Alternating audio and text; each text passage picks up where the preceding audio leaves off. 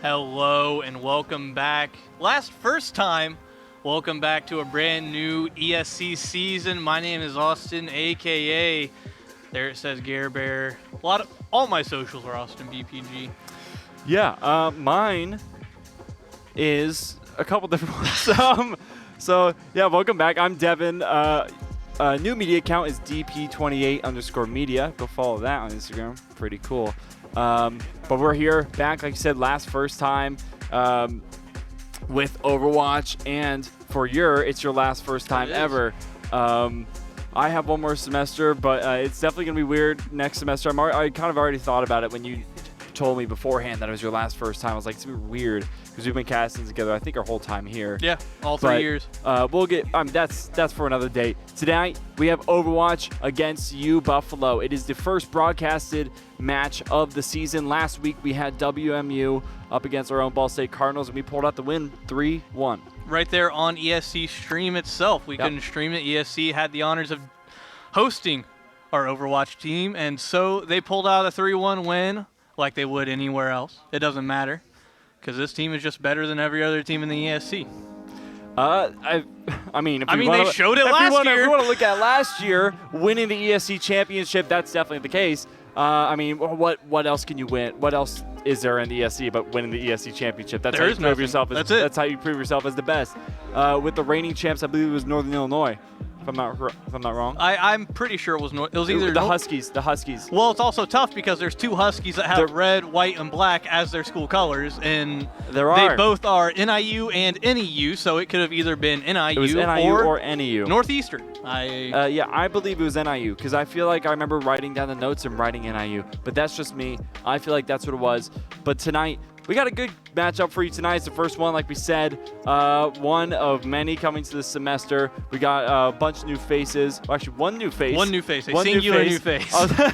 One new face, and then everybody else, you guys, you know them, you love them. They pulled out the victory last year, and it's looking like we're going to pull out the one this year again. But our team is just so good. They didn't. Oh man, what is it?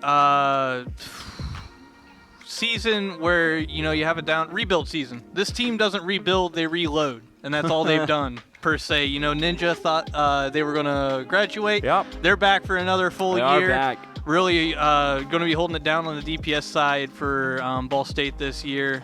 They are the veteran. They are the undisputed veteran. Everyone on this team is a veteran now. Yeah. Let's be honest. He's got 3 years on them though. Four of these players have been here the entire time I have been here calling Overwatch. that's fair. That's true. That's true. And and then You Can't See Ghost has also been playing. He just hasn't been on the varsity roster. He was not here last year. He took a break last year, and I believe that was how we got Spencer. And now Spencer is on as our tank. Yep. And you can't see me, Ghost. He's going to be our second DPS alongside Ninja Curly Fry. So it's going to be great. I just broke my pen. Did you really just break your pen? Wow. Snapped it right off. Well, first broadcast, and we've already broken stuff. Here's the roster.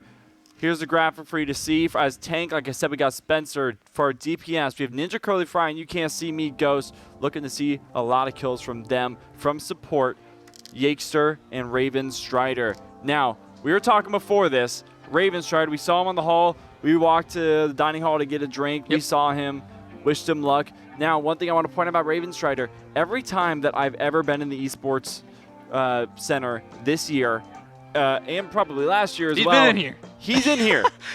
He's let me in numerous times. I think if you scoot back a little bit, you can actually see him. Same PC every single time. Right over there in the corner. You can't see him. Yeah, you can't actually see him. Right over there. Right in this corner over here, literally right where my hand is. Ours. That's where he is all the time. He's always in here grinding. Now we've seen a couple varsity players like that. Like obviously our sim racers are in here all the time. They kind of have to be. Rocket League a lot. They mainly grind from home, but he's the one that's in here every single day grinding, and it shows. I'm pretty sure he's Grandmaster in every single role in Overwatch, but we're going to be seeing him on healer, and I don't think... As someone who has played against him before... Yeah, you played against him in the spring games as a tank. As a tank, yeah, and he was Wrecking Ball, and he still had the most damage he was top of every category because I had to play him and Yake. They both were on the same team. Oh I had my to play them both gosh. in Overwatch. That and sucks. Yake played Tracer and Raven played Wrecking Ball. Wow. And That's gotta suck. They slaughtered us. I did kill Yake though. There you go. Hey, you got that on him. That means you're better than him. Forever. Forever. Forever and ever always. and ever. Did you ever kill Raven? I don't think I did. Okay. I would Did be anybody kill surprised. Raven? I was about to say I'd be surprised as a team if we killed Raven. Honestly. Okay. I That's don't fair. think anyone did. That's fair. Well, I mean, we've already talked about. I think that's our highlight player for Ball State. Raven Strider. We're looking to see awesome things from him as a healer. Every player on this team could be a highlight player. Yeah, I mean, everybody you got Ninja, who we said is going to hold it down on the DPS Ninja is side. going to hold down. A really good return, honestly. Yeah. Because that is a huge spot to try and fill.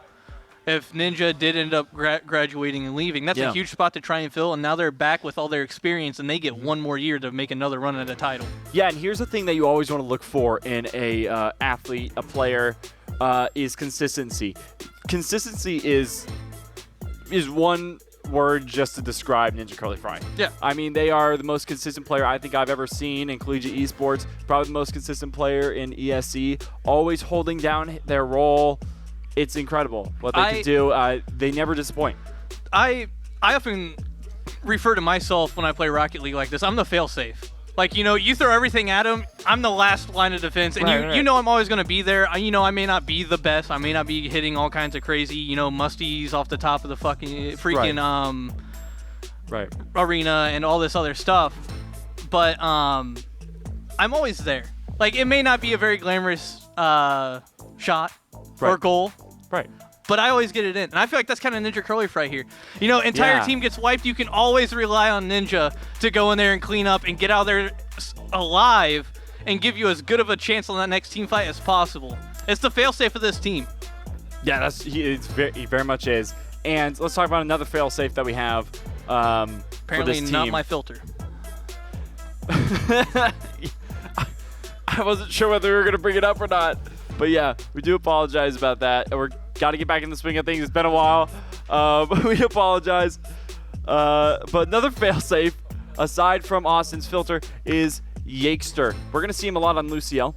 We're going to see him a lot on Lucio. That's a role that we saw him on, I think, the most last year.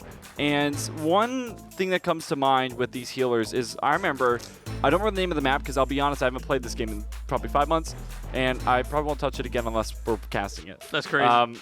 And I feel like if you're a fan of Overwatch, you understand why. Hey, those who can't, cast. Exactly.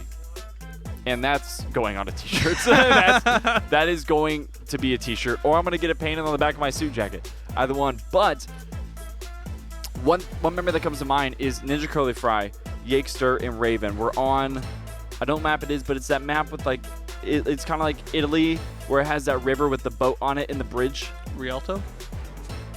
We'll go with Rialto. It's a push map. Pretty sure it's Rialto. It's Rialto. Right after the bridge. Yakester as Kiriko, Which bridge? Raven. There's only one bridge, never mind. There's only one bridge. No, there's two. No, there's one. You've got that initial bridge and you got that first bridge right after the second point. Second one. The one after the second point. Ninja Curly Fry as... Oh, what's her name? Okay, well, anyway, Yakester has... No, go ahead. Describe Lucio. Describe Lucio. The android that flies around. Echo. Ninja as Echo. Yakester as Lucio. And Raven as Kiriko. It is a 3v5. Do you remember this? Yeah. Do you remember this? Yep. Ninja Curly Fry, 3v5, gets a 5K. All because, first of all, doesn't miss a single shot. Yeah, no, not at all. And then he does not die because guess who he has behind his back? Yake and Raven. Those three, that is the first memory that comes back to my head whenever I think about Ball State, ESC, Overwatch, is that memory. And I can't wait to make more of those memories I can't like either. this season because I know we're going to get more. And with Spencer as tank, we saw what he could do as DPS last year. I cannot wait to see what he does as tank. And then you can't see Ghost. It's been a while since we've seen him play. So I was ready to say, if there's really only one question mark on this team, it would be you can't see Ghost. Yeah. But personally, I don't think there's a question mark there at all. I think it's an exclamation mark.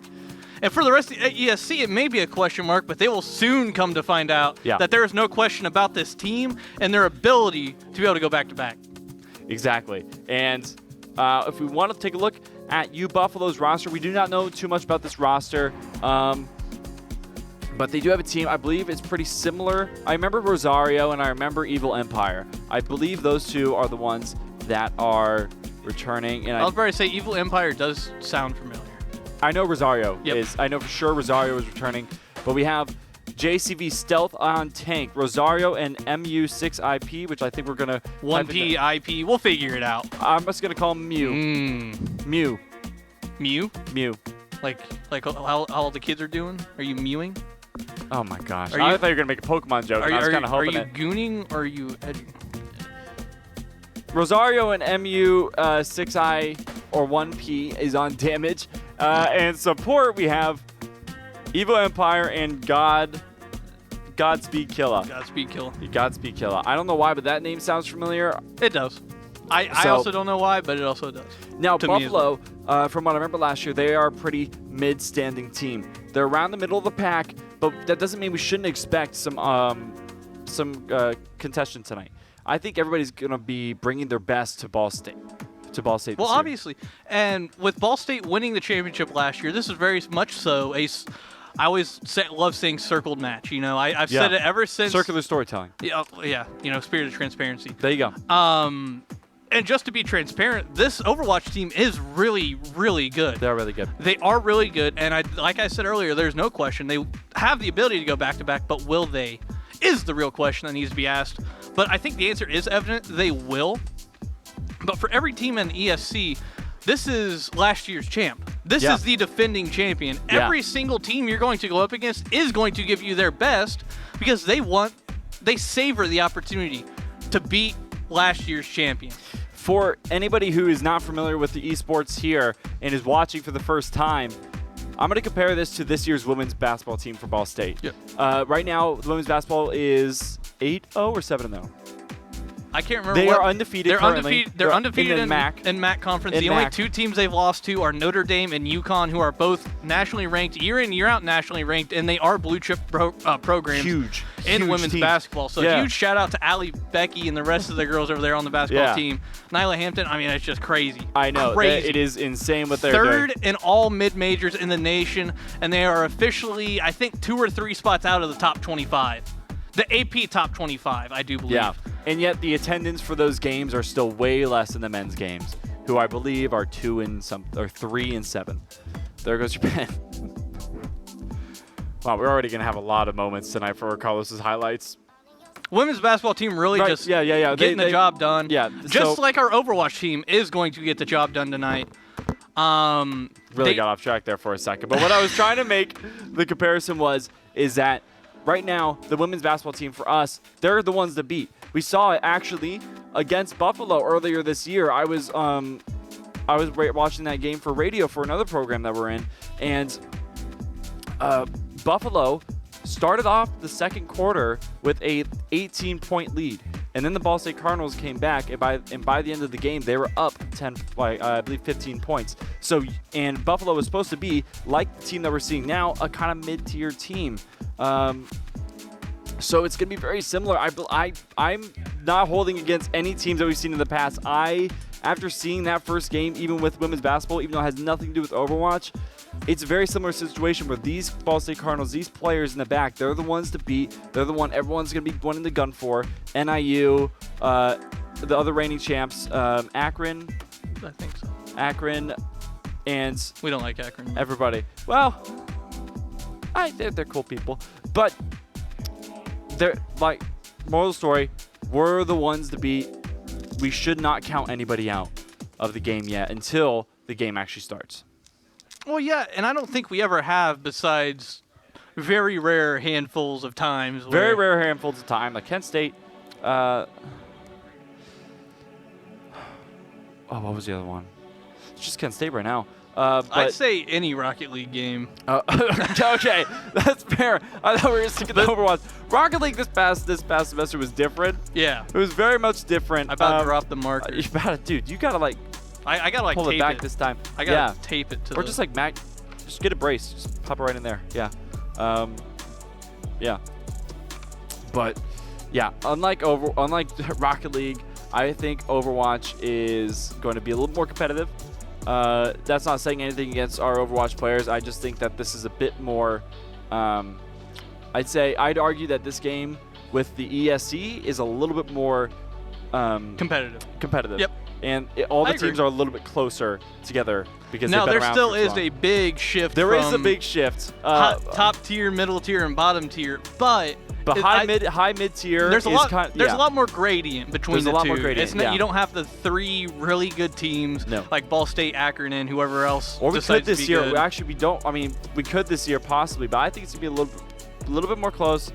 We could have those 3 teams that come out on top, and I think it's probably going to be if we do have that, I'm probably going to be Ball State, NIU. But I would see probably maybe a top 5 teams this year, because from what we saw last year, there were a lot of improvements, and I'm sure we're going to see the same this year. Because it's not like anybody's trying to get worse. Well, yeah, No. I don't think anybody's striving to get worse. No. There's no draft picks to try and chase here. True. But we've been talking about a lot about Overwatch. First stream of the semester, maybe a lot of people don't know what Overwatch even is. Maybe this is a completely foreign concept to them. Yep. So, Overwatch 5v5, many different game modes. You've got capture the point, you've got payload. So capture the point, pretty obvious. First one to get on the point and take control of the point gets points towards, it's percentage based. So you get, let's say you get 50%, they take the point back, they get 25, you take it back, you can get the rest of the 100. It doesn't matter. It's all percent based upon how much time you hold the point. Once you get to 100, game over. Best of 3, I do believe, in all of these. Yes. Besides yes. payload, obviously. Yeah, since besides there's- payload, and do we still have? Are we doing Flashpoint? I don't know. I was just thinking about that. I don't- don't think we're doing Flashpoint. But yeah, payload, the way it's going to work is that there is each team, there's an attacking and defending team. The attacking team has to push a payload all the way to the end. There are a couple checkpoints on the way. Every time they reach a checkpoint, their time, they add a little more time to their clock. If they don't reach the end point with the payload, then the other team has to beat that payload. But if both teams reach the end, then the time that they have left is the time that they have in another round. So they'll both get a turn to attack and defend. Once again, it'll kind of just reset, except if they have 30 seconds left from when they originally scored the payload, then they're only going to have 30 seconds left to get that first checkpoint. Yep. Or if they have 5 minutes, like we saw last year with this Overwatch team, where I believe they ended with a total of 6 minutes, if I'm remembering correctly. It was either 5 or 6 minutes. It was something insane. Yeah, something absurd. It was something really absurd where it was just complete and total domination. But they will have 6 minutes to get that. And yeah, this game mode can really turn around really quick depending on who is attacking, who's defending. Because some teams prefer defending rather than attacking, so they may just hold, they may just push to get that first checkpoint and then just focus on defending from there. And then another game mode we probably will see tonight is hybrid. So it's capture the point and payload put together. So starting the game, you have, it's 6 minutes, right? Is it 6 or 5? I can't remember the certain amount of time, but you have a certain amount of time to capture the point, and once you capture that point, it unlocks the payload, and then it becomes the payload game mode. So you have checkpoints that you have to get it to. Famous example of this is King's Road. King's Row. Yeah. King's Row. Yeah. Best map of the game. Nope. Terrible. Hate it. Best map. Nope. Scrimmage Row. Best map. And then if we ever do get to Flashpoint, like I said, I don't know if we are playing it tonight or not, but Flashpoint is a lot like Capture the Point, except you have to capture 5 points instead of 1, and it's just a lot faster pace. So like for every 1 second you'd normally have on a Capture the Point or capture the objective, it counts for like 3 or 4%. So it goes by a lot faster, and Yeah. hopefully we don't have to see it. I'm not a big fan of Flashpoint. I've had to cast it once, and it's just, It's not my favorite either. I do think it's better than Colossal Push. I do too. Because it's not mandatory 12-minute games. Yeah. So, although sometimes it can get to that point, sometimes it kind of teeter on that edge of getting to a long game mode. But it's not like the Colossal Push, where it's literally, if you don't make it to the end, you have to play for the 12 minutes out. Yep. But that's pretty much, I think that we covered all the game modes there. Now, while you're talking, I was trying to think of some maps we might see from the team. I wanted to talk to them before they started scrims. You'll actually see King's Row. Well, we'll see Kings Row. That's a very popular pick, and one because it's everybody's favorite map and everybody loves it. Wouldn't you agree? Yeah, it's a great map, best map. But we'll probably see Kings Row, and I know there's I think one new map since. There is. Yeah. I think there's 1 or 2 new maps since last season. Well, it all also depends on what's in the competitive pool right now as well. That's true. I don't know exactly what maps are and are not in the competitive pool. That's true. We might see Well. We might see Well, which is, I believe, Ilios. We might see Which is Ilios. a capture the point. Yeah. Yeah, that is probably one that we'll see. Maybe Ilios, that's a really popular pick. And then Kings Row is also a really popular pick for payload. So I also feel like we see a lot of Circus Royale, as you like to call it. I agree. Circus Royale, yeah. Payload. I love Circuit Royale. I do not like Circuit As Royale. As a Junkrat player, Circuit Royale okay, well that makes sense. Is nice. That makes sense. That's also why I don't like Kings Row, is because I am a Junkrat player. that actually everything makes sense now. Yeah, a lot of fog just lifted about why you hate Kings Row and why you love Circuit Royale. I despise Circuit Royale mainly because very first point, I believe it's a payload. It's a push, right? Yeah. It is a push. Once you get past the first checkpoint, you immediately see the worst high ground placement possible, where if the team has 2 precision players, you're done for. Yeah, you're pretty much done for. It's you wraps. Can't stop. It's done. Dems the brakes. It is Dems the brakes. But that didn't stop the Ball State Cardinals from winning last year at all. It didn't matter. Yeah, we were good. I mean, we won the championship. The one thing that we do, I want to point out, is the reason why we got so far was because of our tank game, and we still have a really good tank game from what I'm hearing from Spencer as well. So I think it's going to be, I think we're going to see a lot. If we do see Circuit Royale, I have this feeling it will probably be a desperate pick from U Buffalo if we get to that point. It is first to win 3 game modes, so it's best of 5. And yeah, should be starting the game here in, I believe, probably another 10 10-ish or so minutes. Yep. 10-ish minutes. So sorry, you have to listen to me. But there's one thing that we kind of overlooked. I haven't overlooked it. I've just been waiting. You want to take? I don't care. I don't care. Well, it's the box. It's there.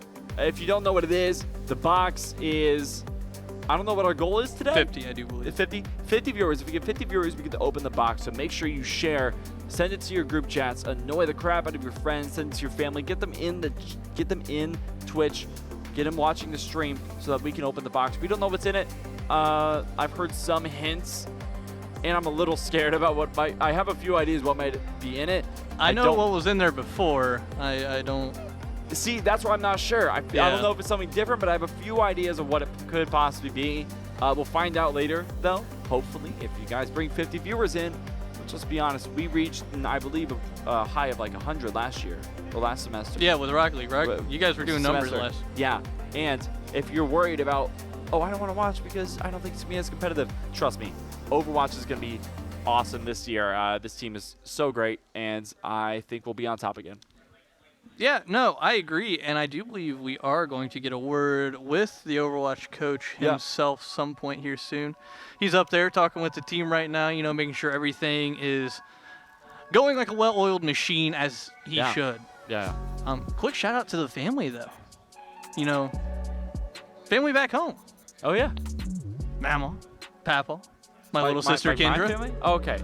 Your family, too. Hi, Mom. Hi, Dad. I feel like I just don't feel like we do that, like, ever. Well, we're professionals, somewhat. Except for your filterless nonsense earlier in the stream. But, I don't know. I feel like we've earned it, 3 years. I think that's true. Hi, Grandma. Love you. Hi, Mom. Hi, Dad. That's it. That's all. I don't have any siblings. I was about to say, I have a sibling, but I know he's not watching. So. That's fair. Yeah, no, I don't got any siblings.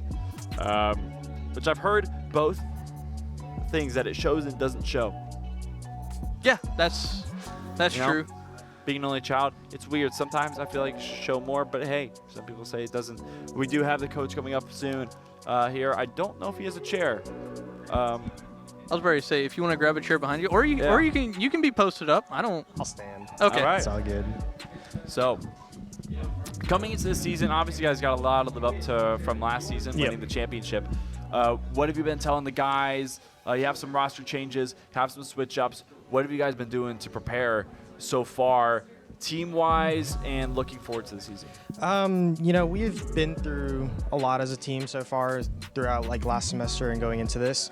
The most important thing we're doing to prep right now is just taking a step back and making sure we're focused. We got a lot of issues that we know we have and we want to work on. So we're going into every match confident. We're working on the process. Like, we're not trying to skip any steps, and we're just focusing on that. It's great. I want to ask, just because I think this is a question that I think everybody's going to be asking. You kind of alluded to it. Compared to last year, where would you rank this team? Do you think you guys have a chance at the championship again? Honestly, I think with the systems and like with how much we're working on it right now, I think we definitely do. We might not be at the same height that we were at last year right this very second, but I believe in us very much so to get back up there. That's awesome. Well, we can't wait. Do you have anything? We just talked to our family members. Any family members you want to shout out? I'm ready to say, make sure you crouch down. That way they actually can see you. Yeah, I got my parents watching this at least right now. I think my sister's there as well. So shout out to my family if they're there. Awesome. Yeah. That's actually like the first time we've done. I don't know why you started. That was random that you did, but yeah. But it sounds like you're very excited for the season. Anything that we should look forward to? Say to the viewers, anything the viewers should look forward to, because we know in the past, you guys have kind of been a bit of a gimmicky team, you know, where when you guys are winning, you start pulling a little shenanigans out. And also something else you guys are great at is taking like off-season strides. So like last season, big stride in the off-season, you win the championship. Like he's alluded to, you know, you can't see Ghost, gets the call up. A lot of time has went into the off-season. So just kind of, you know, give us details about that, like what the off-season looked like for you guys and what you guys did to prepare to give your guys the best shot possible at going back-to-back. Yeah, so at least over the summer, what we did a lot of is we actually didn't play too much as a team. We kind of scattered off a little bit, but we each went into our own directions with Spencer, Yakester, You Can't See Ghosts, and I all getting into the same org. So over the summer, I worked with them especially a lot. We did multiple coaching sessions, VOD reviews, and we competed in tournaments all together on 2 different teams. And then yeah, like over the summer, a lot of the work was a lot of individual stuff. It was players that came to me and they were like, hey, like I want to improve. We're hungry. So we had that. And then all of last semester before we came into ESC, you know, it was our first semester here. We were getting, my first semester here as the head coach. So we were getting a lot of things out of the way. But I think all of that has come to make us a better team that we are today now. I think we've got a lot of the stuff that we needed to as a team get out, and we're a lot more determined, and we have a good direction going forward. So how has having a team like this helped you like advance yourself as a coach? Honestly, I think one really nice thing is having kind of a boss figure in Dan and BK, because, you know, when I'm on my own doing my own thing as a coach, it's like, you know, if I don't have a boss, I'm kind of not being put in check. Yeah. And, you know, not that it's like they're constantly disciplining me, you know, but having someone to push you in the right direction, having that extra system, I think it's helped me a lot as a coach, staying more responsible and figuring myself out in that way. That's great. That's all I got. I do want to ask about the shenanigans though. Like, how's that been going, and like the preseason stuff? Because you guys are honestly, I think you guys are. That's what I kind of know you guys as. Like when you're up, you start showing off a little bit. You know, a lot of our preseason meetings, we did talk about like, hey, going into these matches against teams that may not be as good, you know, we're gonna try and treat them all with a little bit of respect, but. If something crazy gets pulled out, who knows? But right. we'll try and we want to try and just destroy our opponents without any extra nonsense. That's good to hear. That's really good to hear. But I do want to focus on this game tonight because I think we have a few more minutes to ask you. Buffalo, what's the preparation been like for not the first, the second match going up? What do you guys expect from you, Buffalo, tonight? Truthfully, since especially me, I'm kind of new to the circuit. I wasn't there for the ESC games last year, so I mean, from what I've heard, I think we're looking pretty comfortable into them. But you know, especially for me, I'm going to be walking into a lot of these games a little bit more seriously. But in terms of preparation, I think especially we kind of just got our roster refigured out, and we've been working on just getting those few small kinks worked out. But I think already over the past few scrims and practices, we've already showed great progress. So I'm looking forward to it. I was ready to say, I think the one word you said that I love to hear is hungry. Mm-hmm. I'll ready to say, I can't imagine this team hungry, because like you saw last year, championship caliber team. I fully believe it's another championship caliber team, and not only that, they're hungry. They want it. And I bet, like you said, as a coach, you can't ask for more. Yeah. So I'm excited. I'm ready for it. Yeah, I think we all are. Oh, I think that's everything we got for you. It was great having you on, meeting you. Thank you for joining us. Thank you. And good luck tonight. I'll already say.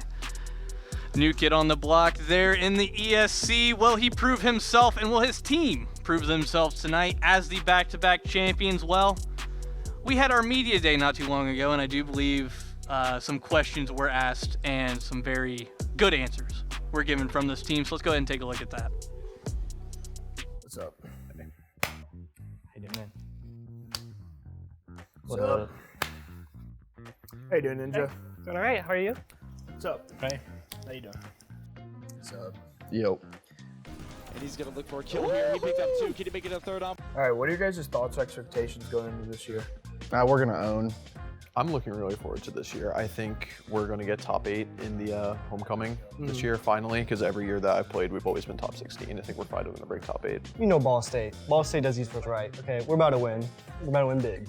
I'm feeling pretty deadly. I expect us to do a lot. Knowing these guys, I know we're gonna crush it. What's the thought process behind your username? Yakester is just like, my friends would call me Jakester. So trying to think of a gamer tag, they would sometimes call me Yake. So I was like, all right, Yakester. Raven Strider was the name of my first wizard in Wizard 101, which I still have. He's now max level again. I hate it. When I was like 13 years old, Call of Duty Ghosts just came out. Okay. I think you can get where that came from. Okay. There's a Siege YouTuber named Ciata, and I just took the Otta bit. I'm really just not creative in the slightest. So I couldn't think of a name. I was like, oh, I'll just put my real name. And then it stuck. Middle school, I was super into parkour and free running, doing flips, stuff like that. So that's where the ninja part came from, and then curly hair. I had a bunch of people call me Curly Fries. So my name's Jacoby, okay? And through my years of schooling, people do not pronounce that right, ever. So I've got Jacob, a lot of things. And, I got a very, nice friend group, and they definitely did not make fun of me a lot for that. And it just sort of came out one day, just like jabobbers. Do you have any like pre-match ritual or like anything you do before a game? I'm like pretty OCD. I have like very specific things that I like to do. But yeah, so I have like a hand stretching routine and Kovacs routine I start with, and then a like warm up. I usually go for a walk and then just music the whole time leading up to it. Sort of relax, listen to music. I just listen to hype music, hit the warm up, hit the Kovacs. I like to set most of the day aside to get, into the gaming mood. I always get my ET glass filled up with water, and I warm up my hands before the match.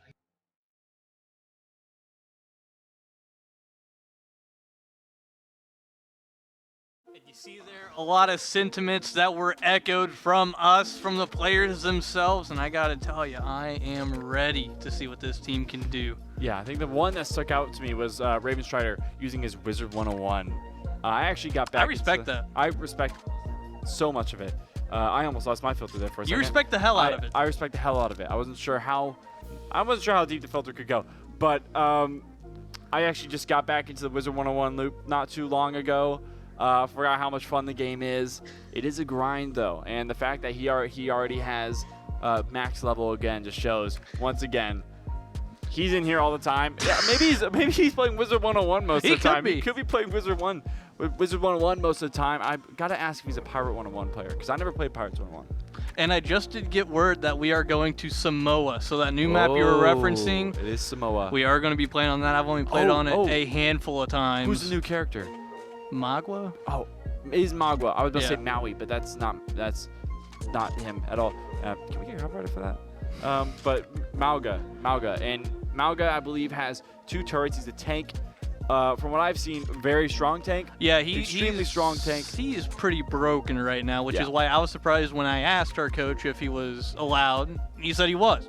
Okay, so we might see some Magua. Yeah, which is crazy because everything I've heard, he is broken. He is very strong. He can move. Like, it's crazy. It's crazy. I mean, I'll be honest. I don't think we're anything new. I don't think we're really unfamiliar with broken characters in this game, especially. I mean, no, let's because remember there's always Sojourn, one. Sojourn, Orisa. Sojourn. They were nuts at the beginning of last season, and I mean throughout the entirety of that season. And I'm pretty sure Orisa was pretty nuts. Kiriko was nuts for a while. I'm gonna keep saying Orisa because I will never forgive them for what they took away from me. I just won't forgive Overwatch for a lot of things. Mainly creating this game. That's but, valid. Valid too. Yeah. I mean, a lot of Steam. What's crazy is almost everyone would agree with you. I know. If you look at the Steam reviews, I'm pretty sure at the beginning of this school year, it was the lowest rated game on Steam. Well, I think a lot it of was that also is the bots, but yeah. it was very funny to see. I'm glad somebody agrees with me for a little bit. But I've heard good things. I've heard it's starting to get up on upswing recently. I've seen a lot of videos about it, how Overwatch, how Blizzard is starting to turn things around for the game, which is always nice to see because I do enjoy. I'll believe it when I see it. That's also another I'll fair believe take. it when I see but it. I do enjoy Overwatch. I think it is a game that is a awesome concept. I just think it needs some reworks. You know, but I cannot wait to see this new map. Can we rework the company that owns it and puts it out? I think it's a little above our pay grade, mainly because we don't get paid. So, but I'm excited to see this new map. What was it called again? Samoa. Yeah. So I wonder what it's based on. It's a really creative name. I think it's Chicago. Probably. Maybe Nebraska. Jersey. Lincoln, Nebraska. Jersey for sure. Out in the middle of nowhere. Yep. I'm still thinking Jersey. I think it's gonna be like maybe Maine. A lot of rats. Augusta, Maine. Rats, trash on the grounds. What else does Jersey have? That's all I know Jersey for. Pizza? Does Jersey have pizza? Yeah. Pizza. They're known for pizza. They have their own style of pizza. Yeah. I mean, they're that close to New York. They kind of have to have their own. That's true. Yeah, that's true. I've never been to Jersey. I've never really wanted to go I've been either. through Jersey. I've been on the turnpike and went through New Jersey before. How was it? It was a road. It was a road that you had to pay to drive on, so I don't know. Okay. This conversation is going nowhere. I mean, I don't know what... It was cool. Like, you know, New Jersey Turnpike, one of the most famous roads in America. Yeah. It was cool. Yeah. Did it change your life in any significant way? Well, I mean, I guess it got me to New York, and New York kind of changed my life, so... In a way, it did. In a way, it did. You know, in a way, it led to a life. Well, not only that, they had that one line in America by Simon and Garfunkel that I love, counting cars on the New Jersey Turnpike. And all comes in the far America. Yeah. How long before we get DMCA'd on that? I don't know. It's my cover. If they want rights to my voice, they can come to me personally and pay me. Yeah. Big bucks. That's what'll be demanding. You know who else deserves big bucks? This Overwatch team. This Overwatch team. This right championship. This championship. Overwatch team. Winning team. As we should see in a few minutes once we go and see Samoa. Like I started to say earlier, but then we got on a tangent about Jersey. This is a map I think we're both pretty unfamiliar with. At least I know I'm very unfamiliar with. I played on it when it came out, and it was all right. What game mode is it? Is it? I honestly can't remember. I want to say it's payload. I think it's payload. I think we always start with payload. From what I remember, it's either gonna be payload or hardpoint that we start with, and I would not be surprised if it is payload or if. I also do think that they have this in Flashpoint as well. Yeah. Samoa. So I don't think we'd be starting with Flashpoint, but you never know. Flashpoint, I believe, is third, and then we reset again. So yeah. Like I said earlier, it is best of 5. First team to win 3 games will win the series. And from what we can hear from the coach so far, he's pretty confident is Ball State. What are your predictions here going here? If he's confident, I have no reason to be uber confident. I've got him probably 3-0. They did drop around to Western Michigan. Also, first game of the season, jitters. It's early. You can't see Ghost got called up. First game in the ESC, I do believe. So, you know, a lot of things that they had to get settled before moving on, and they got it settled week 1. They drop around, it's whatever. But I think they go 3-0 here. 3-0, birds on top. Death taxes, birds on top, you know. You know the saying. We still don't have shirts for those, by the way. Waiting. Yakester with the Life Lever. Ooh. Oh, wow. I love Life Lever, bro. Life Lever, #1 character in my opinion. So if we're looking at the comps we have here, we see Spencer on the Ramatra. That would be a powerful pick. I don't know how strong he is. Yakester switching back to Lucio as we expected. Ravenstrider on the Baptiste. Ghost going to go with the Sojourn Ninja on the May. May's going to look to slow people down, probably for Ghost to just pick them off. And this is capture the point, by the way. This is neither hard point nor hybrid. So we were completely wrong. We were completely wrong. And this is not the map I saw when I played on, so. Moving on to the point here, first team fight, slowly just kind of picking and prodding at each other, you know, trading blows, feeling each other out, whole feeling out process here. Finally get onto the point. Ball State was 3 deep at one point. They rotate off the point, trying to get U Buffalo. Genji down low, can't quite get the pick. You can't see Ghost. Scares the Doomfist off the point and gets the kill on the Doomfist and also picks up Evil Empire. And only one remaining, which is the Tracer, going to get out of there. Probably just rotate back to point, wait for the rest of their team, and that first team fight goes to the Cardinals. I mean, after that Doomfist falls, it's pretty much game over at that point. Yeah, you got to ride your tank for everything you have. Yep. You take out the Doomfist, you take out the Genji, and it's pretty much done. You have one of your biggest damage outputs gone, and your only tank gone. It's pretty much game over. That Tracer went out quick. That Tracer's just going to look to poke in the back. Ravenstrider goes down. That's a lot of healing gone for Ball State. Ghost looking low. Ninja falls. Ghost at half health. He's left all alone. Yeah, really close. He does get a kill on Rosaria. Now the Doomfist is on him. Doomfist is low. Ball State's going to pull this back out. They haven't pulled it back yet, but Baptiste is back up. Raven is back, and the full team is back. They're going to try to retake point. That's crazy. What they lose? 3-2 left, that is and they pull it out. They kill it. Crucial. That's crucial crazy. Win. They're all the way back in their own spawn, and they're still fighting, and they still win the team fight and get their entire team back up. Great pick there on the Tracer. Raven drops the ult. Raven looking, he does have the ult down. That's going to help Ball State a little bit. Ninja Curly Fry got a heal, jumps out a little too quick, gets shot down. That's an ult down for Raven. I think U Buffalo caught them off guard there and was able to take that ult away. Raven is going to switch to Moira. Yeah, and if we're looking at ult economy here, I mean, it's all on U Buffalo's side. They're going to have all their ults except for Doomfist up, and as well as for Ball State, 90%. Actually, honestly, if I were them, I'd hold back a little bit, you know. You're giving up percentage on the point, but you know for sure that you're going to go in there with 4 ults. The Doomfist doing a little probing there, trying to get as much info as they can on this new team, and kills himself. Oh, no. Off of the side of the map, jumps right off, can't reset in time, does not get back to the point, and this is a free capture for Ball State, but U Buffalo gets back on to contest. 4v2 on the point. U Buffalo trying to pull out what the Cardinals just did mere seconds ago. Not able to do it.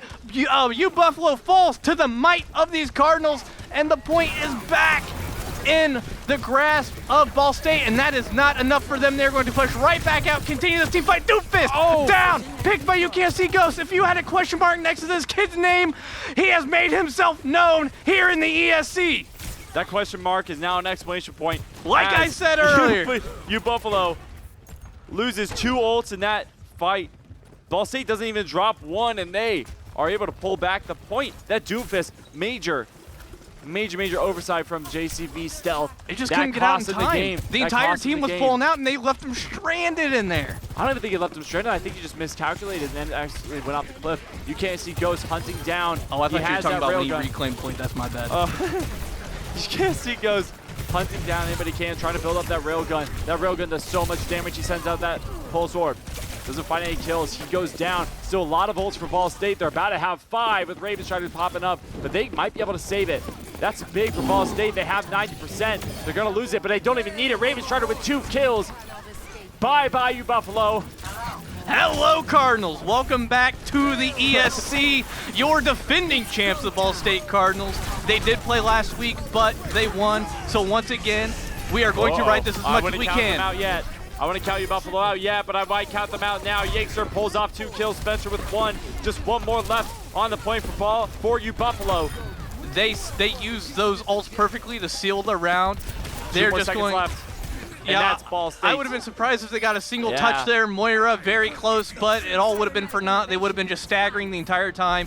Kill after kill, just trying to keep any type of grasp on the point that they had 1-0 for your defending ESC champ, Ball State Now, University. I do want to point out, you Buffalo did have a couple very good, very successful attacks there. I think the big thing that they need to do is get off of the Doomfist. Yeah, the Doomfist did not help them at all. That's the entire crux of their team. Their Doomfist was not very good. They are going to try and, you know, kind of ego pick the Ramatra here, but Spencer switches to the Orisa, almost predicting the ego switch.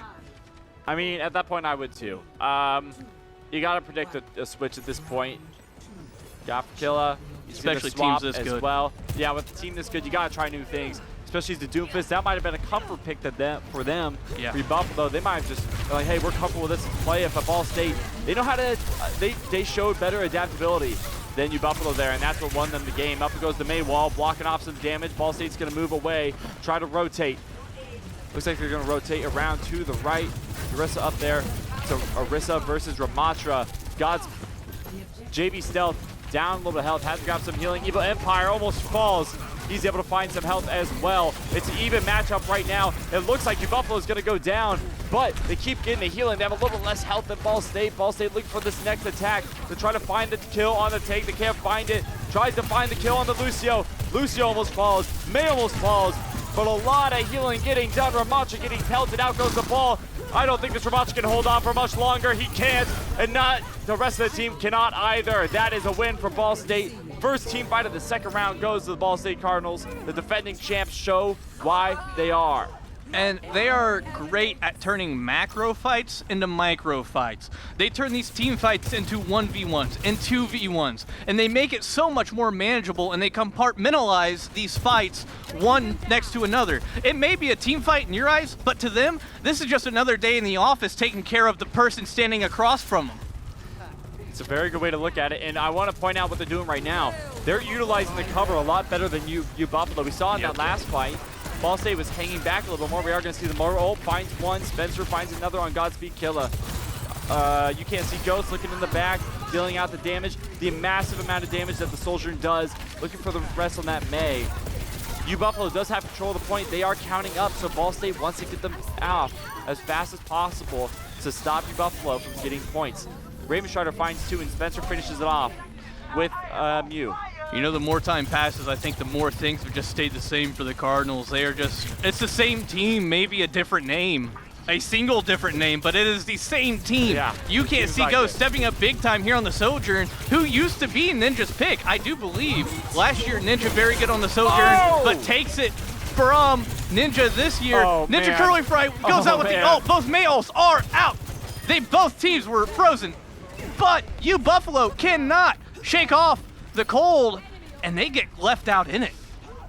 The one thing that lost you Buffalo that battle, even though both May ults were out, was the fact that they couldn't get Ghost or Curly Fry. Once again, the DPS showing why they're on the team. Out comes the Overclock. If a headshot is hit, that's going to be dangerous. Out comes the Lucio ult. That's gonna nullify a lot of damage, and the same thing is gonna come out from Ball State just to respond. That's why you want a lot of ults under your belt, you Buffalo. Almost currently ahead in that department. The exact opposites there. I mean, the Baptiste pops the ult to get the sight line on the Sojourn to pretty much nullify her ult because she has to hide. Here comes the Moira ult out. Here comes the Ramatra ult for you Buffalo on the point. He's just going to be a grade A nuisance.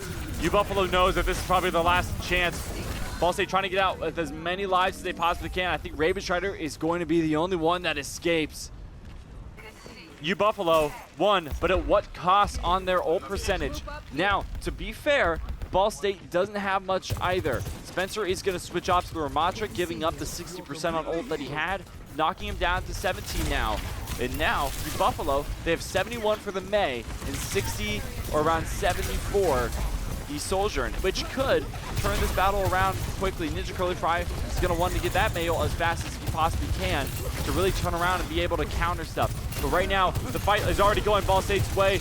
You can't see Ghost looking to the back line, finds one on Godspeed Killer.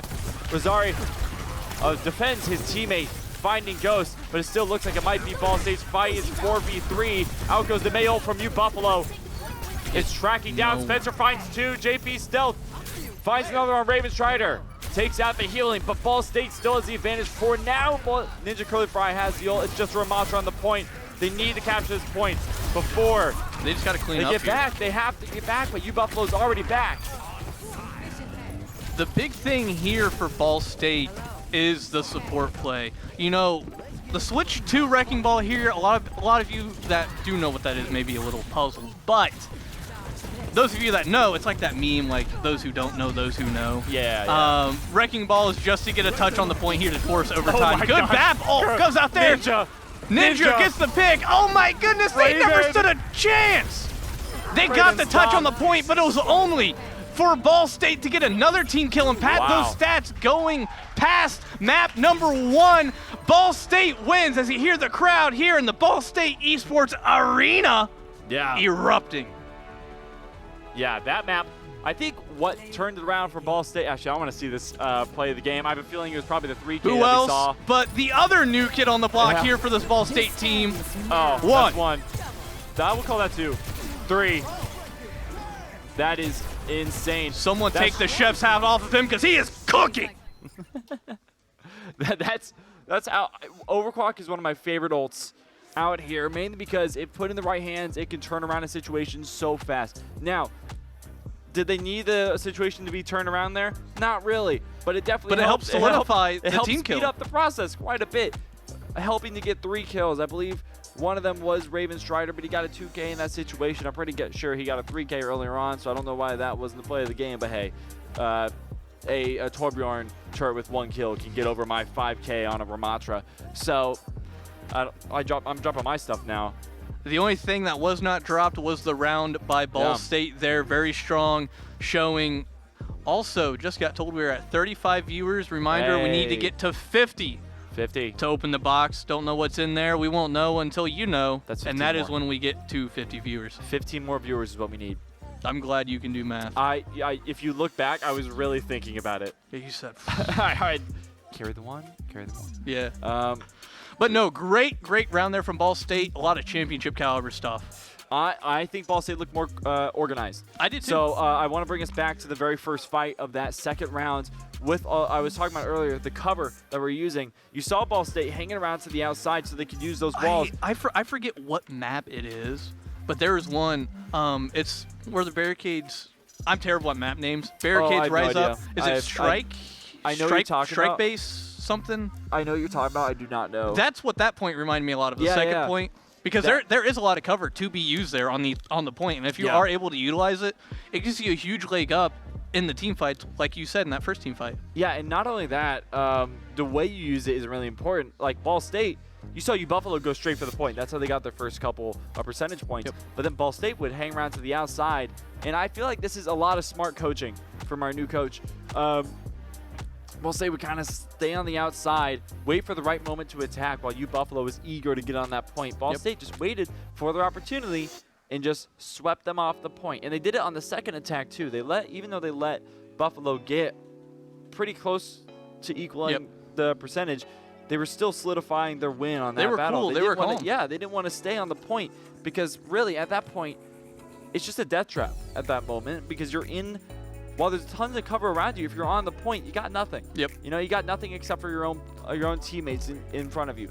So sticking around to that outside is really important, and playing these smart is really important. It's not just about whether you can hit shots, it's about how you play and your positioning.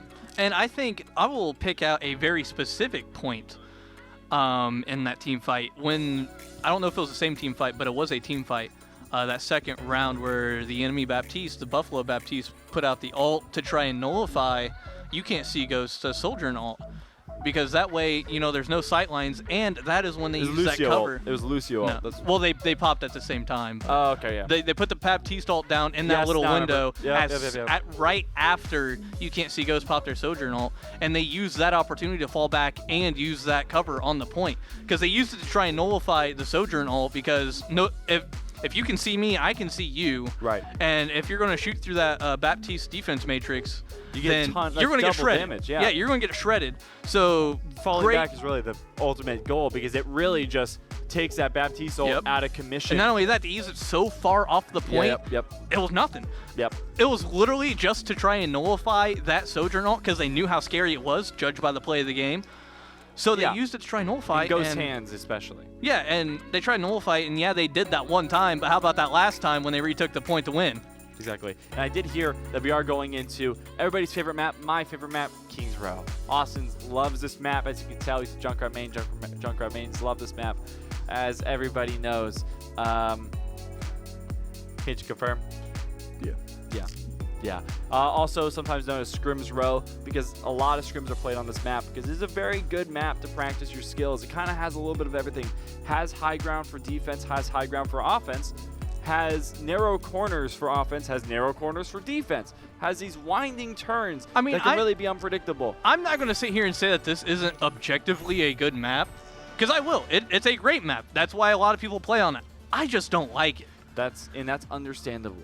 It's all subjective opinion here. And you know, like I said, there is a reason why a lot of people pick this map. It is a good map, objectively. In a competitive setting, this is a great map, especially, like I said, for scrims. There is something each player and each hero can do and use to their full ability on this map. Definitely. Like for Junkrat, if you can get up high, it's great. But most of the time, you can't get up high. That's true. That's true. A little Bastion. I love Bastion. We are seeing UBuffalo in the attack. They are in the red and Ball State on the blue. This is that capture payload map, hybrid map that we were talking about earlier.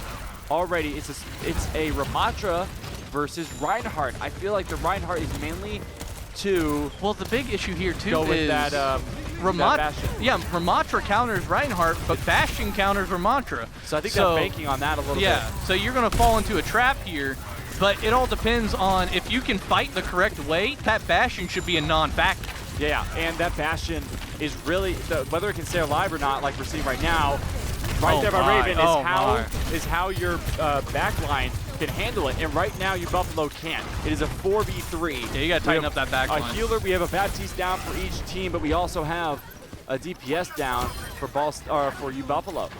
Our supports are feasting right now. They just don't have much control over the backline, them being UBuffalo. I mean, we saw it. They just got through and got the Bastion, and like I said, if you can fight the correct way, that Bastion is a non-factor, especially against how good of a team this is. And Spencer's Ramatra, who we saw last round, is crazy. So here we'll probably see Yakester try to do a lot of the same. They are going to try and go back around and try and take this high ground, overlooking the point here in the corner. But with how not very good they are defending their backline, I don't know if this is a good play or a bad play. They may like the enclosed fights more, but not when it comes to this Ramatra ult. Ramatra going in there, doing work. Didn't come. That immortality field really saved them. That damage, though, is still there, and they are still reeling from it, especially when you have two other ults coming up. Really 3, almost 4, because Spencer almost has his ult once again. Yeah, Ball State's about to be exuberant right now with how many ults they're about to get. UBuffalo still has a couple a while back until they can get their ult outcomes. The Baptiste ult, you can see how much damage that does. Ghost, with his shots, he can hit anything. That Baptiste ult is disgusting. Spencer takes down the May. Yakester on Godspeed Killa. And Spencer, with the final slap, takes out Evil Empire. And notice how they use the Baptiste ult adjacent to the point, not a mile away from it. And also, you didn't wait for your entire team to be back there. You waited for your best, your DPS, your greatest damage dealer in that team. And I mean, first of all, Ninja's not playing. May can't really use that. And neither can Ramatra. Ramatra can a little bit, but it's better in that situation to have Ramatra up there. They're gonna, looks like UBuffalo's gonna try a different time, but with the May wall, blocks the shatter. Not able to find anything off of that. That was what UBuffalo was completely banking on. Spencer is pinned, but it's not going to do much. Reinhardt falls for UBuffalo. What an amazing play by Ball State. Immortality Field out, but what is it going to do for you at this point? Ball State has basically wrapped this up. They're just pushing them off the point. One by one, UBuffalo falls. They have under a minute left to find this capture point. Read them like a book, and they needed AR points back in elementary school. It's just crazy. A lot of confuzzlement here for the UBuffalo attack. They just can't get past this Ball State defense. They can't even get on the point. They were on the point for a very, very split second. But that was all. Yeah, that was it. Ball State held very, very strong here, up 1-0 already. Good use here of the May ult and injunction with Spencer's ability to just do as much damage as possible. A lot of ults here for Ball State. I would be very surprised if they lose this point here. This will be the last team fight. Good May wall there to try and nullify the Baptiste defense matrix. Not quite enough that they're able to shoot right through it. The damage output of this defensive team is just crazy. They're holding on to this point with everything they have, and they are just out damaging the offense. Oh my goodness, look at the health on Ball State compared to UBuffalo. I think that attests to the healers that we have. You saw Yakester use his ult. I believe that is the last fight unless somebody can step on the point. It is not even a tick, not even close. 0%, 0 seconds, 0 progress from UBuffalo. Ball State, UBuffalo has their work cut out for them in this next round. They have to defend Ball State from getting a single tick on the point. Each capture point has 3 ticks. They're kind of like checkpoints for captures. You'll see them in a second when they unlock, but since UBuffalo didn't even get any progress, didn't get a single tick, all Ball State needs is that first tick. They only need 1/3 of the capture point to win this. And that is all. And even if they don't get it, I'd be surprised if they didn't at this point, I'll be honest. Yeah, I mean, this Ball State team has set themselves up for a very kind of almost a walk in the park round 2 here on this map. I mean, like you said, they only have to get that single tick.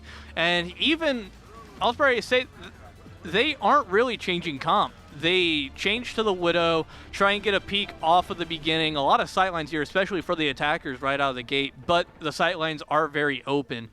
So you can't see Ghost will have to be very quick with the picks that they will try and get. Switching to the Doomfist, maybe switching to more of a, I mean, still a brawler type of comp here. Lifeweaver, if we actually get to see Lifeweaver, I will be ecstatic. I feel like he heard you and he's just teasing you now. He probably is, Yep, yeah. And he is. Yeah. We are going to see that Widow looking to get a first pick. Widow is one of my favorite characters, which is ironic since I have arachnophobia. So that is a true story. I actually do have arachnophobia. I wasn't looking at you because of that. The fact you just said Widow is one of your favorite characters is all I need to know for the rest of my life. I never said I was very good. I think she's fun. She's very fun to use. We are seeing Ball State early retreat. It looks like they just didn't get the push they wanted. They had to go back. They're going to try something new. Spencer already Well, it's not changing something new. It's something old. They tried something new. Yeah, that's true. It's kind of the throw it at the wall and hope it sticks thing. You know, Yep. they threw it at the wall. It didn't stick. Let's go back to Old Reliable. Let's pull it out and let's get this first little thing on the point. And it's game over. Yeah. We're done. We're moving on to map number 3. But this Ball State team has to get through this Buffalo defense first before they can look ahead. You can't see Ghost on the Tracer just doing work. Bastion. Oh, Bastion down. Kiriko almost down. Teleports out. Oh my goodness, they're throwing haymakers left and right. This is gonna be it. Ball This is it. That's State the win. gets the W here, finishing out the round. They're up 2-0 now. Wow. That is, yeah. Coach Oda knows what he's doing. I want to point something out. I really think that this is a much more strategic team, much more calculated team for Ball State that we're seeing than we've seen in recent years. Of course, they've had strategies. Of course, they've been calculated.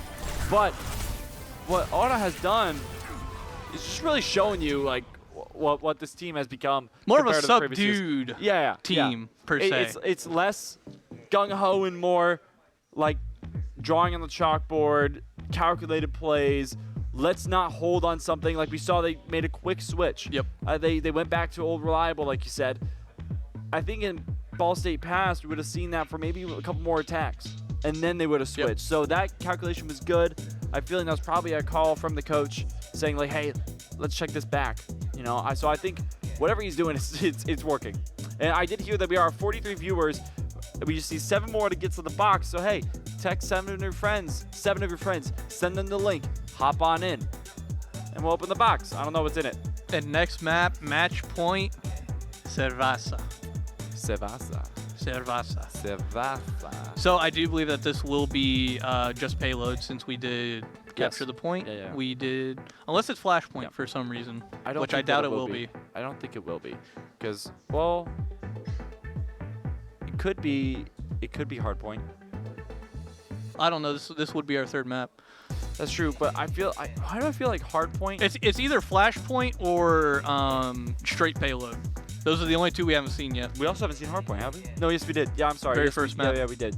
I thought that was capture. No, that was hard. I don't know what I'm thinking Capture anymore. and hardpoint. I am so. Flashpoint's a different Whenever one. I think capture, I'm still thinking back to the 2-point capture. Yep. That's what my brain automatically goes back to, but I know that's out since 01. So, probably right. It's probably going to be payload or flashpoint. I don't know which it will be. I don't know what. Because I've seen like tournaments run flashpoint, so I don't. I agree. We might see if we have payload. We could see Junkertown. That is a town that heavily favors defense, especially in the first checkpoint. There's a lot of high ground there, and there's a lot of chance to dish out some damage without really taking much in return. But it's a little harder to do. I still think that the attacker has, in my opinion, I think the attackers have a little bit harder of a job, especially where they come out. They kind of exit the spawn in a very open, a very exposed position, where if you have a good Widowmaker, you can just pick you off. Yep. A lot like that. And then in the second part of the map, I still think is pretty defense-oriented. There's the box gone again. As we go into the next map, this is Cerveza. Cerveza, yep. I forgot that we already learned the map. I don't know why I was talking about Junkertown. You were talking about Junkertown? Yeah. What are you yapping about, bro? I don't know. I actually don't remember this map. I don't know why I was talking about possible maps when we already learned the map. But we are in Cerveza. It looks like it is going to be flashpoint. Don't look at me like that. I have no idea what I'm talking about. It's the first broadcast back. We're you know, Russ is coming off. It's ESC week 2 first broadcast. I don't know what. So I do believe that this is not Junkertown. This is not Junkertown. And this is not new Junkertown for. This isn't Junker City for Flashpoint. This is Cerveza for Flashpoint. You're right. You're right. So Flashpoint is the game mode we were talking about earlier. Very quick rounds to capture the point here. Pretty much every 1% is like 3. So it's very, very quick. You have to get on the point. You have to hold it for less time, but I do believe respawns are quicker. So a lot faster paced for this game mode, I do believe. And you can't see Ghost, just casual headshots. It's whatever, another day in the office. It's what he does. It's just what he does. And better organization once again for Ball State there. They were a little spread apart, but that was calculated. They were spread apart, but macro to micro, baby. A healer, yeah, exactly. A healer was in sight of every player, able to dish out, take away any damage that they possibly needed to. And I think Buffalo's going to have a hard time coming out to this point. There's only a few entry points. Tracer trying to find the back line here, and so is Ramatra for Ball State. Almost finds a Kiriko there, able to fly away for just a little bit. Oh, Tracer ran into death. Finds Spencer. Spencer takes out the Tracer. The Morva's going to go down too, and so is the tank. Doomfist, they're going with Doomfist again. Did you see how close they were to getting that point? This Ball State team is cool, calm, and collected. Like they've been in a refrigerator. They're playing in a refrigerator. They're refrigerated right now. Wow. That's how cool, calm, collected they are. That's how cold they are. They're cold-blooded. Almost like Stone Cold.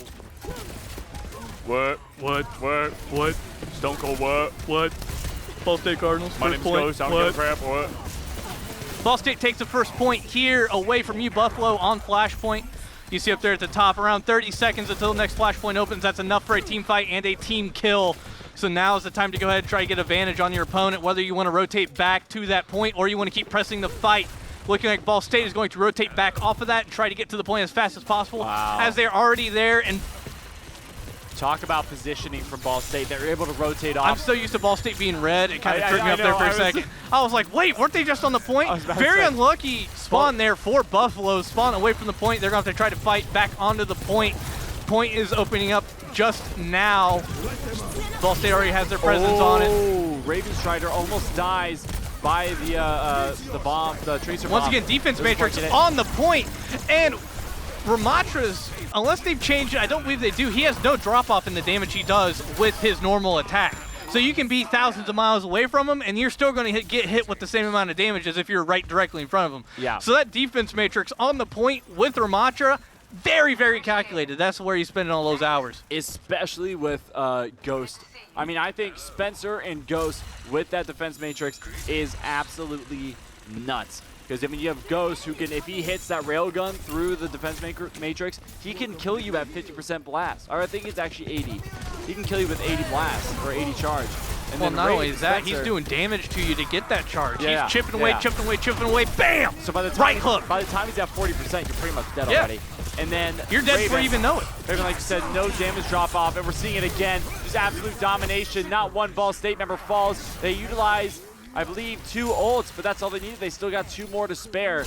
Buffalo, they only got 1. They're halfway to 1 more. But they use it to keep the point and go up 2-0. This is that's the important part. You have to play the long game here. I mean, yes, you can win the first point, but the other team can take it right back and even it back up. They used it to go up 2-0 to get them that little cushion, that little lead that they need and they desire. But I don't think they're going to stop there. I think they're going to march right onto this next point and take it with very, very little opposition. I agree. They have that Lucio ult, which can save them from the overclock charge that Rosaria has. I believe Spencer already taken out Rosaria, so that's taken out of the mix. Evil Empire's down. This back line is getting absolutely obliterated by Ball State. And healing almost. Raven almost goes down. UK goes, finds 2, and with the healing, Raven's able to stay up. And they're going to lock this down really fast. It's already starting to take the point. About halfway to charge. And they still have some space to give. Now it's counting for Ball State. So here's the thing, and I think this is where Buffalo is at. I think Spencer's about to go change characters. I think Buffalo understands what's going on here. They know that Ball State is very reliant on their supports. Without their supports, nothing happens. That's typically how it goes in Overwatch. It's either the support or the tank. Defense matrix goes out there. What I'm yapping about can wait. Doomfist ult comes out, drops on UKC Ghost, and they're going to take the point. They get 1, they get 2, they get 3.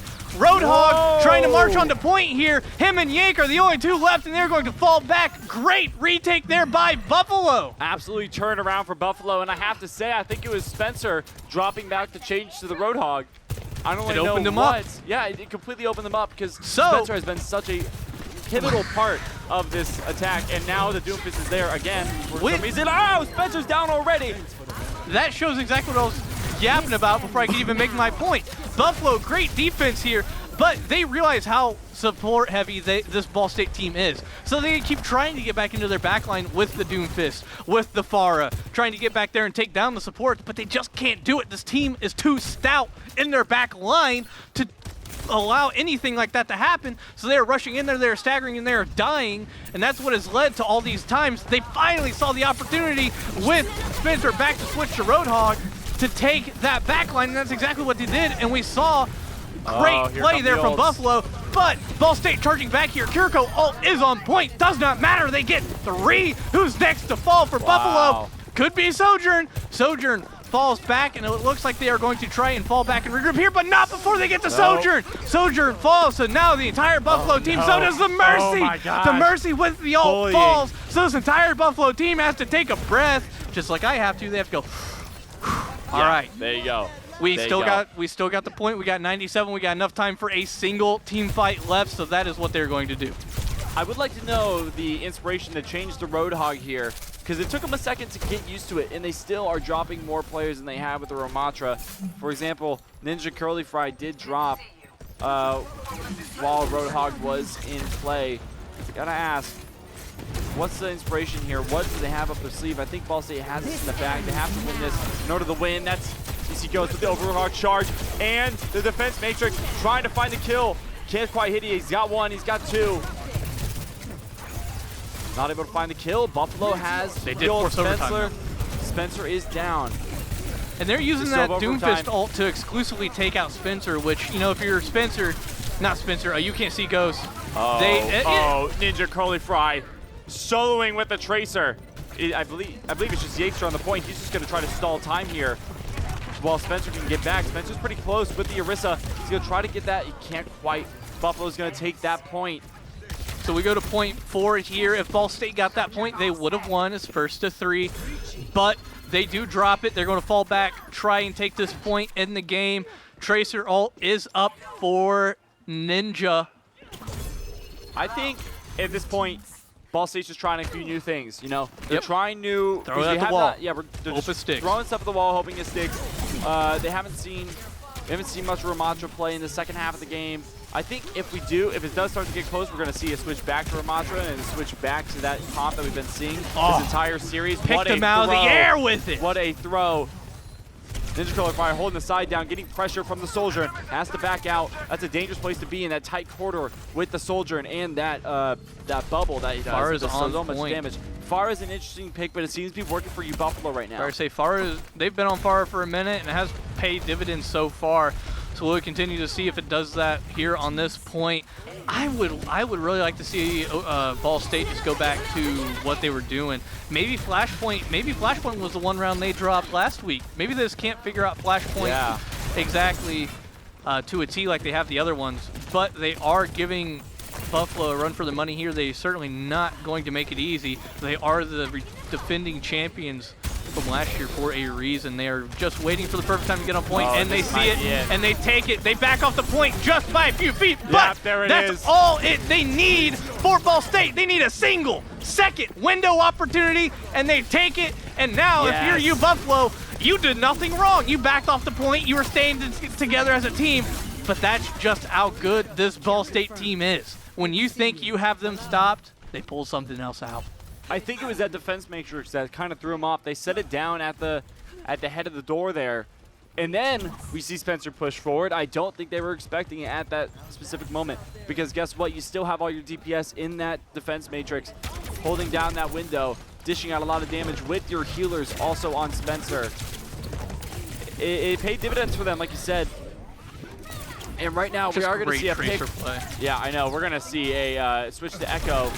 Changes things up, looking for a bit close quarters. You can do a little more damage than she was with the Pharah, which I'll be honest, I think in this situation, Pharah's the way you go, because it's been what's working for you. But if you're you, Buffalo, it's the last thing he's doing. The hits the spear, but can't hit the rest of the shots to find the Mercy. Now look for the Soldier. 160 health, he's gone. Buffalo running through Ball State right now. Ball State's at 80. Buffalo's taking the camp with 75, and they're going to pop up.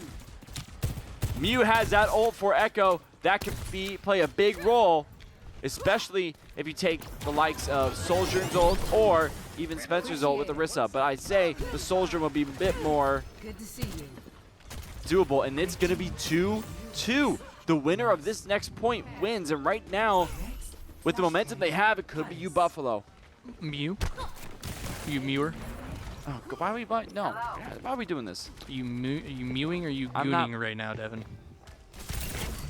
I'd say I'm gooning. You're gooning? I'm gooning right now. Gooning out of excitement. Oh man, bro's gooning out of excitement. That's crazy. Who else is excited is Buffalo right now. They've evened it back up with Ball State 2-2 here, forcing match point. Point opens up here in 5 seconds, but will Kiriko live to see the point open? I think they will. They finally start rotating back towards their team. They get away from Yakester back towards the point. Like I said, back towards their own team. Can't quite get the spear there, as they have the entirety of the match so far. Doomfist charging on point, trying to get that charge. Not quite getting it. Once again, gets the spear. Gets the ult. Gets 2 squishies. That's a lot of damage, but Mercy is so annoying, but he gets the separation. Mercy finally falls, and so does the Sojourn quickly after. What a coincidence. Now, I know Yakester is a support, but man, do not count out the amount of damage he can do in a second.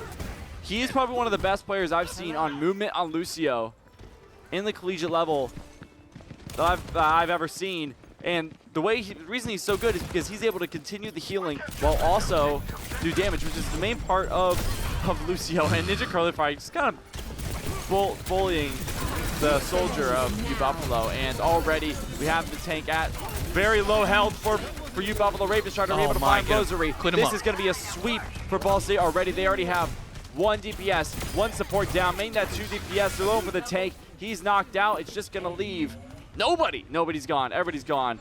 Switching to the Ana. They're going to have time for one more team fight here, and they're going to have to make it quick. They're going to have to get on point fast, and they are going to be efficient. No wasted movement here for Buffalo if they want to continue in this game. Match point, series point for Ball State. 91-92 slowly ticks up. Buffalo not on point yet. 97, 98, 99. They do force overtime. They are on point, but they find themselves in a very similar predicament as the one that they just fell to Ball State in. They're on the point, but they are so disjointed and disconnected that they aren't really going to get a fair team fight. Macro to micro, it doesn't matter. This Ball State team is going to wipe them. You want to know why? Because this Ball State team is money. I'll be honest, at the beginning there, it looked like U Buffalo may have taken them off guard, but Ball State turned it around quick. They utilized the little ults that they had and took the win, and that's going to be Ball State continuing the record at 3-0, or 2-0, I apologize, 2-0 in the ESC so far. 2-0 in the ESC, 3-0 tonight. Very dominant performance by this team all around. This move stuff from Spencer was I'm pretty sure this first point, first point. Yeah. Just crazy. That's Kiriko insane. knew that it was done for, and she just sat there. I mean, there's nothing else you can do. Everyone else on your team is dead. What are you going to do? You going to fight them? Yeah, you can't do much. You can't do much there. You can try to make it back to the spawn, but like I said, Ramatra has no damage fall off, so he's going to pick you off until you're just no more. And I am hearing that we're going to interview Raven Strider, the man who is in here every day practicing. He showed up tonight, obviously, as we expected. This entire team showed up tonight, but I want to shout out to Yakester and Raven. They're the ones that keep the wheels turning on this Ball State offense and defense, obviously, just the Ball State team in general. And we saw tonight Raven being able to multitask, Yakester being able to multitask while doing damage, hitting that back line while also getting back in time to heal his teammates, which is where that awesome movement comes in. Yeah. And then we have Raven, who's just dishing out the healing and dishing out damage at the same time. Come on in here, man. Here he is. So, first off, congrats. Very dominant victory. Didn't even drop around. Not quite. Last week, dropped around to Western Michigan. You do bounce back this week. Just dominant all around. How would you... We've alluded to it many times. You're in here a lot. Every day I walk by, you're in here.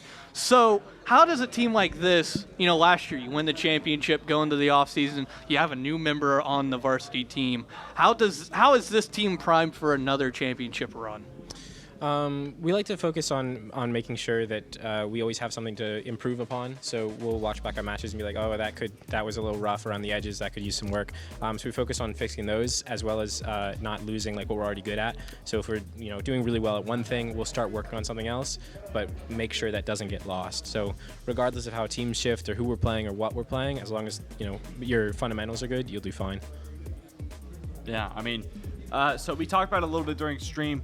Every time I'm in here, I think every day I pass by, if we see you in that same at that same computer, are you just playing Wizard 101, or is it always Overwatch? for a while, it was Wizard 101. Okay. What about Smite? You throw a little Smite? I throw some Smite around. Okay. I've been playing some Smite lately. I do play some Overwatch.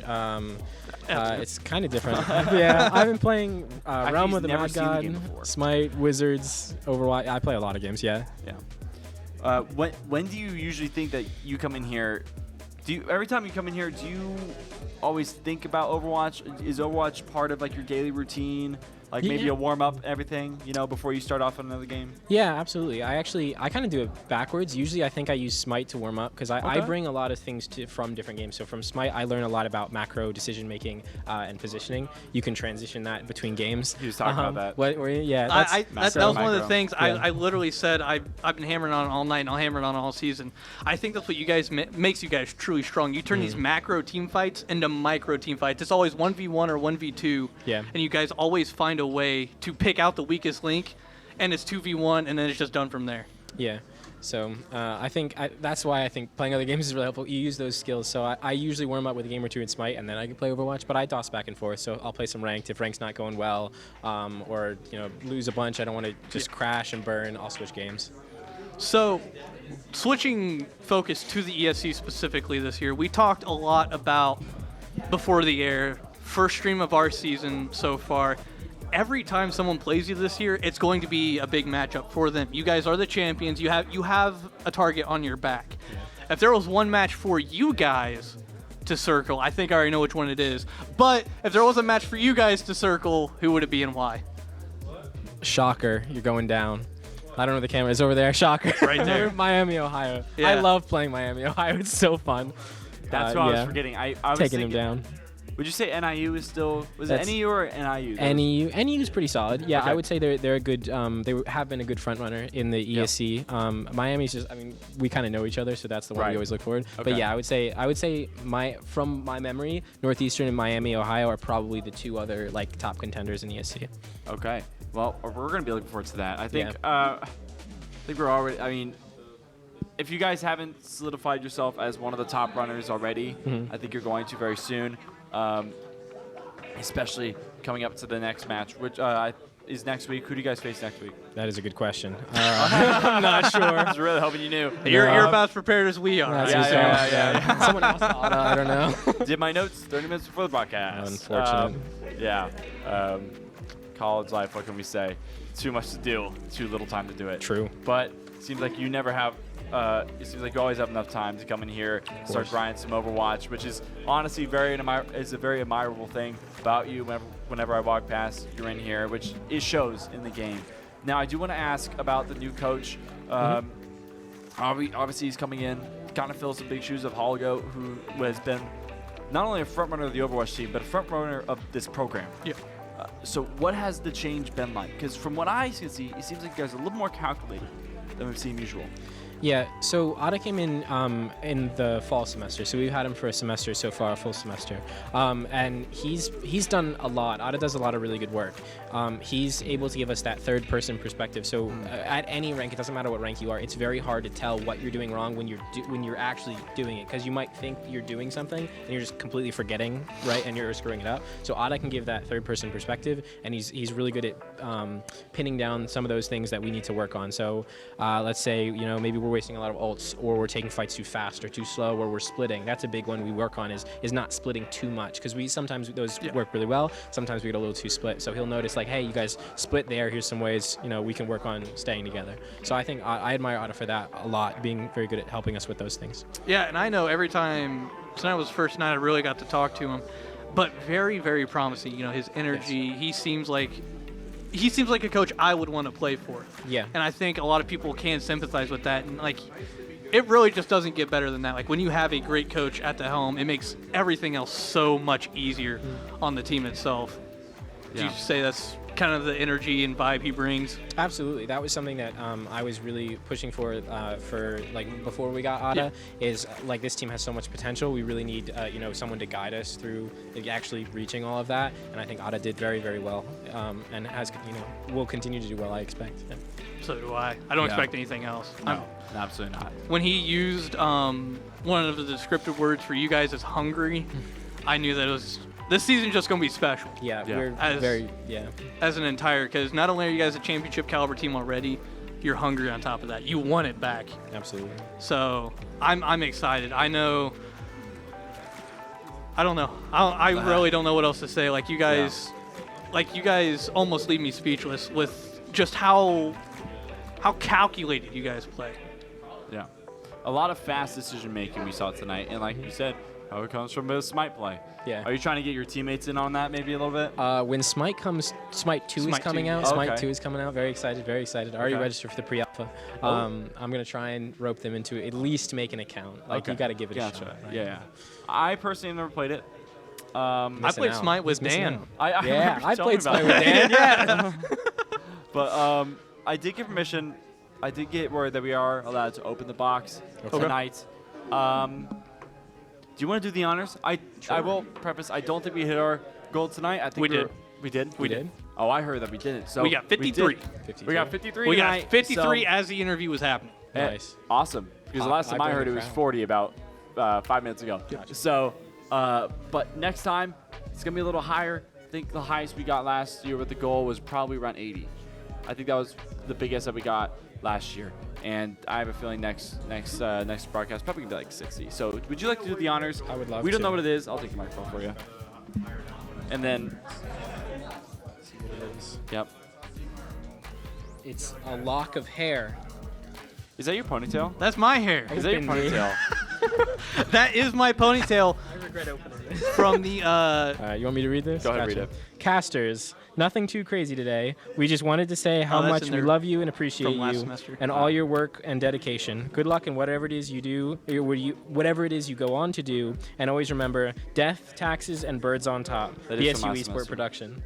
That is from last semester, but anything to Right. inflate my Maintains. ego. Right. Yeah, it's a good message. That is from our former VD for Kenna. She was Rocket actually League, here. Kenna. Yep, she was here earlier today. Yep. So if you are unfamiliar with, honestly, that is a little. It's a lot it's of funny, hair. but it's also a little disgusting when you think about it. That they kept that. It's been in here the entire time. Oh my. That's really, really weird. But anyway, if you're confused, we had a 24-hour charity stream last year. Austin said I think it was a goal of $2,000 raised. He would shave his head, and he did. If you look at some of the broadcasts from I'll very Rocket say, League yeah, you last can. year. You can obviously see Yeah. that my hair is not that long anymore. No. I need a haircut. Yeah. So, what?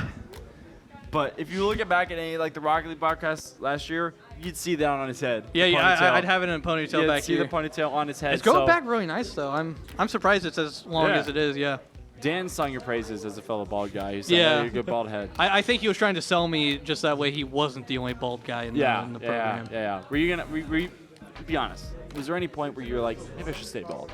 Yeah, there was because I didn't want to deal with it being long again. So I thought maybe shaving it, razoring it every week, but that's also a lot of work. So I'm gonna find a happy medium somewhere. I will be honest. At around the 1,500 goal, when it started to become like, oh crap, this is plausible. Because I believe you were at work. Yep. And then you didn't get back to like 3 a.m. And that's when they cut your hair. I was gone at that point. But I'm pretty sure when it was plausible, everybody tried to gaslight me into shaving my eyebrows. Yeah. Which didn't happen, obviously. He's still there. Probably not going to happen. They tried to get me to do the same thing too. Did they really? And Wow. I slipped up and I said $50. Like if someone donated $50 right that instant, one of the eyebrows would be gone. And I took that back very quickly. Because yeah. someone there was like, oh, I'll donate $50 right now. I'm like, no, never mind. Like I'm already getting rid of the hair. People say I have good hair. Yeah. They say I have good eyebrows. I can't get rid of both of them. Gotcha. Right. I do want to ask you, what money would someone have to pay for you to shave your head? A lot. I don't know, man. Let's say to a charity, not you in particular, but to a charity. Oh, okay. How generous am I feeling right now? I don't know. Probably a couple thousand more than you. I'm sorry. Really? I'm attached to it, man. Okay. Nah, I don't want it to That's go fair. away. I was like the that. same way. It Yeah. was like 10K for me. I'm Yeah. not. I had a I ponytail don't- for a while. It was on the video for a while, but Oh, yeah. it was too long for me. I can't do it. I couldn't pull it off. Yeah, well, I think that's all we have for tonight. All right. Thank you for joining us. Congratulations on the win. Appreciate it. For We'll real. take that. Yeah. Dominant. Yeah, absolutely. And dominant, and that's what we probably should expect for the rest of the season from you Yeah, guys. yeah. So, well, it was a good night tonight. Ball State 3-0. Great night. Pulls out the dub against you, Buffalo. We go into next week against an opponent that players obviously also don't know. And we also got Austin's ponytail once again, which if that's been sitting in there the whole time, that's a little disturbing. But It has hey, been sitting in there. that's pretty disturbing. It's gone through the entirety of winter break and the first 4 weeks of school. And I think it's going to continue to stay in there That's- unless someone sees this and Well, takes it out. hopefully next week when they change out the box. But I think that's all we have for tonight. Once again, congratulations to the team. Looking forward to the rest of the season. We have League of Legends coming up soon. I believe tomorrow. We have League of Legends tomorrow. Make sure to tune into that if you're a League fan. We have a great League team this year, and we have some great casters for you. My name is Devin. You can find me on Instagram as DP23_media or 28_media. My name's Austin, a.k.a. Sandwich. Yeah, Sandwich to Crispy. All my socials are Austin BPG, though. Yeah. So, but Great night from Muncie here tonight for your Ball State Cardinals. Like he said, catch you tomorrow if you choose to watch League. I highly recommend it. Like he said, League team, fantastic. You should choose to watch League if you're forced to watch League. Yeah, I'm not a big League fan myself, but Same. for this team, Overwatch. I will be. That's true. That's true. So sending it back to you guys at home. Much love, much respect. Have a good night.